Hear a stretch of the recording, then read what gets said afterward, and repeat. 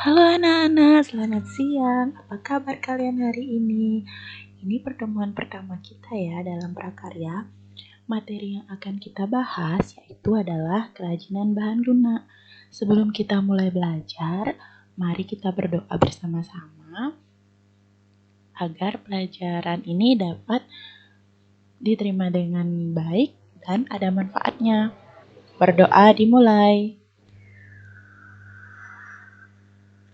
Berdoa selesai. Sebelum kalian menonton video ini, jangan lupa untuk absen ya, karena absen akan ditutup jam 12 nanti. Jangan sampai telat absen ya.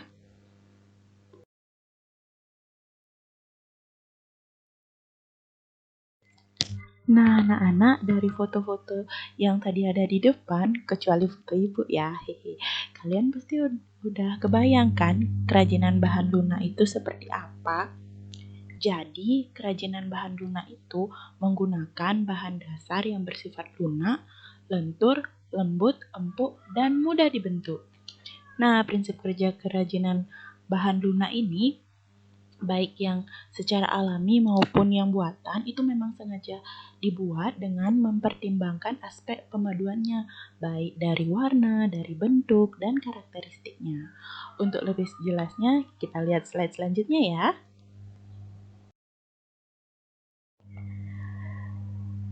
Nah, secara umum, jenis karya menurut manfaatnya dapat dibedakan sebagai berikut. Yang pertama, sebagai kelengkapan busana. Nah, ini contohnya, dia ini pakai kalung dari flour clay. Apa itu flour clay? Nanti ada di slide selanjutnya. Ini sebagai pelengkap busana ini memang digunakan untuk mempercantik penampilan.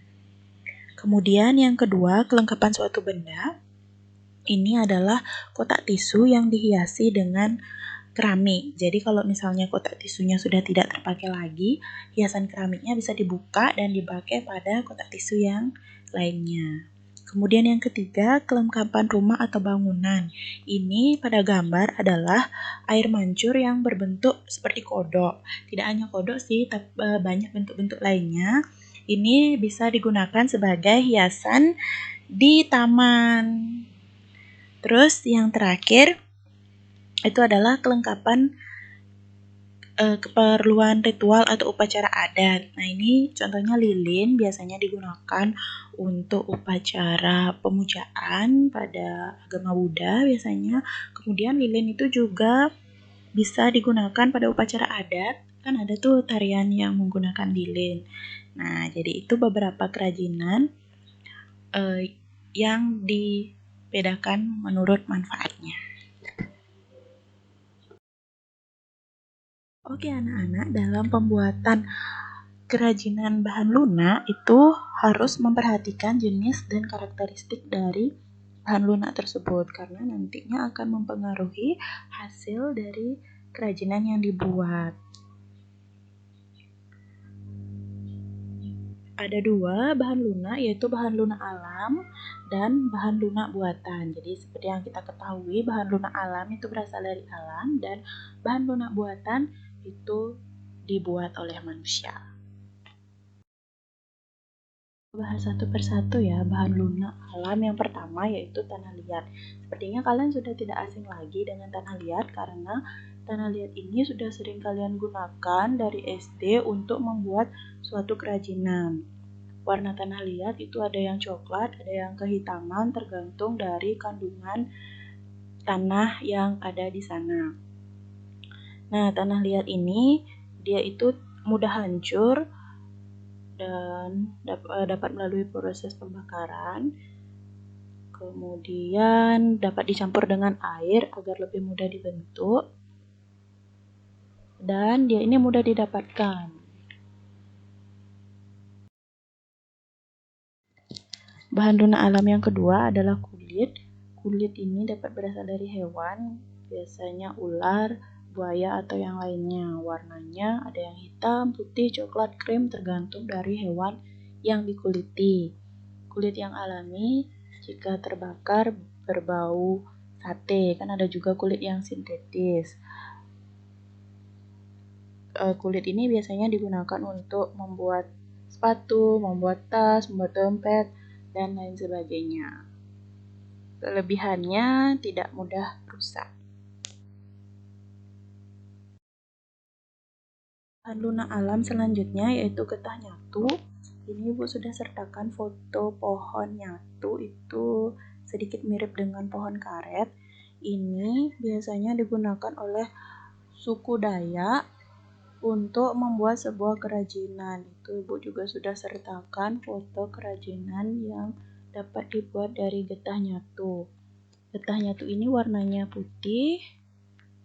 Kemudian kalau mau dia berwarna yang lain bisa dicampur dengan pewarna alami maupun buatan. Jika ingin dibentuk, sebelumnya getah nyatu ini harus dimasak terlebih dahulu agar dia bersifat lunak dan elastis. Jika dipanaskan akan melunak, tapi lama-kelamaan dia akan mengeras. Tujuannya untuk dipanaskan itu biar lunak, kemudian setelah dia dibentuk dan mendingin kembali, dia akan mengeras dengan sendirinya. Bahan lunak alam selanjutnya itu adalah fourclay. Fourclay jika ditranslate artinya adalah tepung terigu. Jadi ini kerajinan yang dibuat dari tepung terigu. Beda dengan plastisin ya. Ini yang alami dari tepung terigu. Karena tepung terigu itu warnanya putih, jika ingin membuat kerajinan dapat diberi pewarna. Kalau biasanya di Bali, khususnya agama Hindu, itu fourclay digunakan sebagai kerajinan yang disebut dengan samuh. Itu Ibu juga sudah sertakan fotonya bagi yang tidak tahu. Fourclay ini dicampur dengan air tapi tidak terlalu banyak agar dia melunak dan mau menyatu. Kekurangannya, fourclay ini tidak tahan air. Jika terlalu banyak air maka dia akan encer dan rusak. Fourclay dapat ditambahkan dengan seperti yang sudah Ibu katakan tadi, pewarna yang alami maupun yang sintetis. Jika menggunakan pewarna yang alami, maka warnanya tidak akan terlalu cerah, tapi jika menggunakan warna sintetis, maka warnanya akan sangat cerah. Dilihat pada contohnya pada gambar. Nah, itu menggunakan pewarna yang sintetis, jadi warnanya lebih cerah. Kita lanjut ke bahan lunak buatan. Yang pertama, polymeric clay dan plastisin. Ini plastisin buatan. Jadi dia bentuknya seperti tepung terigu tadi, tapi lebih padat. Warnanya juga cerah, jadi kita tidak perlu menambahkan pewarna lagi.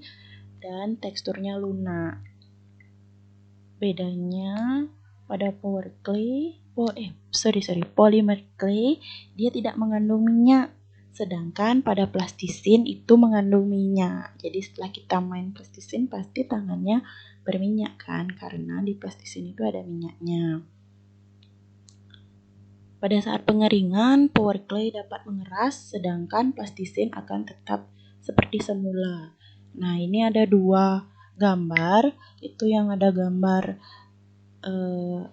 cewek-cewek itu dari polymer clay, jadi dia lebih keras daripada yang di sampingnya yang ada bentuk-bentuk seperti virus, bintang, dan lain-lain. Itu dari plastisin, jadi dia bentuknya agak lebih lembek daripada polymer clay.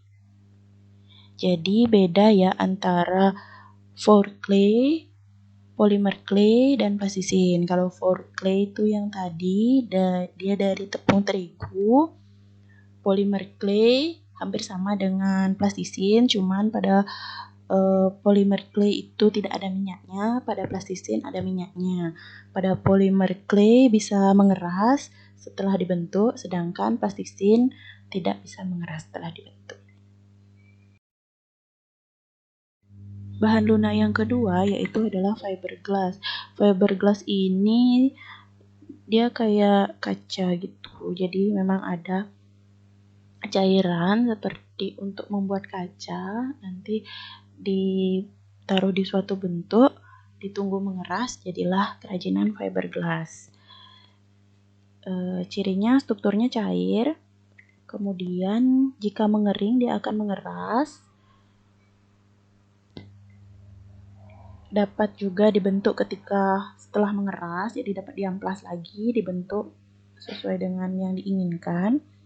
Tapi paling bagus itu dia dicetak atau dicor. Pada fiberglass itu ada campuran yang katalis, ini yang membuat dia cepat mengeras. Kemudian pewarnaannya dilakukan saat dia masih cair, saat belum mengeras itu bisa diberikan warna, atau diberikan awetan-awetan seperti pada gambar ini, itu ditaruh awetannya sebelum dia mengeras. Jadi selama masih cair kita bisa atur-atur.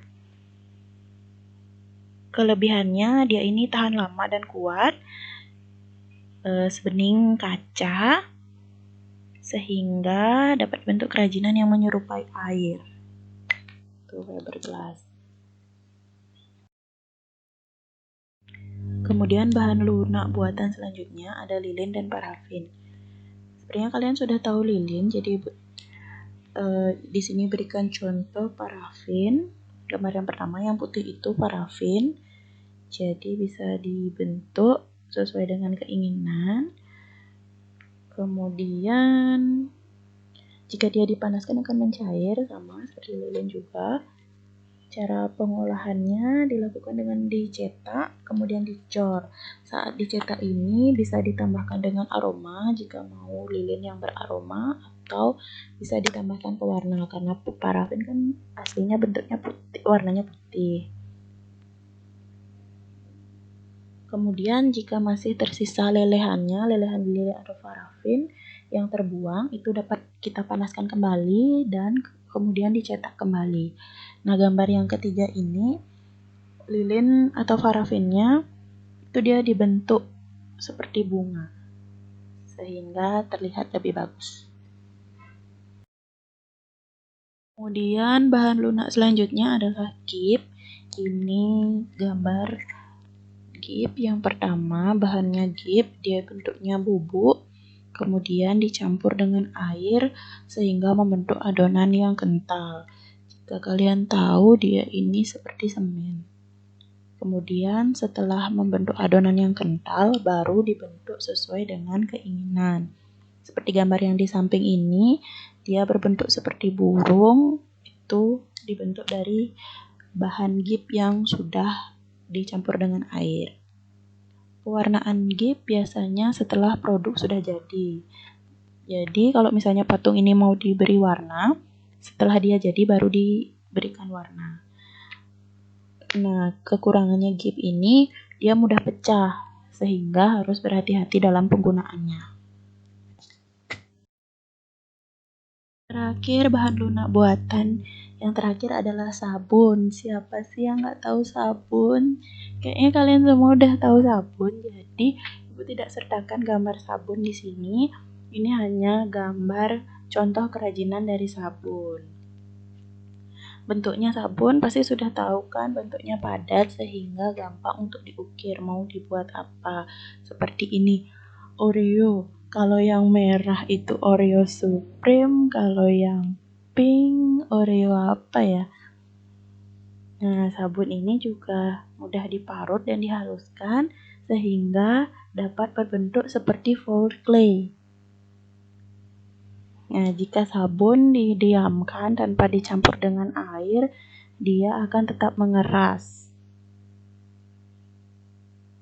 Pewarnaan sabun biasanya dia mempertahankan warna aslinya, jadi tidak ditambah dengan warna yang lain. Tapi kalau mau ditambah dengan warna yang lain, dapat pula sabun itu diparut dulu, dibentuk adonan, dicairkan, diberikan warna, baru dibentuk. Oke, sekian materi kita hari ini tentang kerajinan bahan lunak.